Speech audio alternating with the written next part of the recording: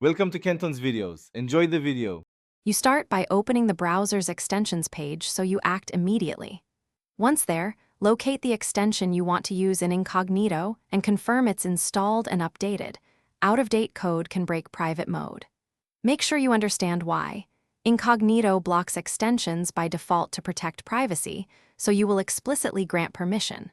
Once done, pick the extension and get ready to change its details. This is the first actionable step toward enabling it in a private window. You now click details on that extension and look for the Allow an Incognito toggle or checkbox. This is the core permission change. When you enable it, the browser will warn you about data visibility. Read that warning to know what the extension can access while private. Once enabled, make sure site access settings match your needs, either all sites, on click, or specific sites.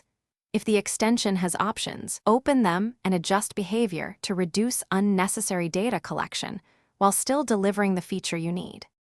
You finish by opening an Incognito window and testing the extension with a simple action so you confirm it runs as expected. If it doesn't appear, first revisit the extension details and retoggle Allow an Incognito, then restart the browser. Many changes require a restart to take effect.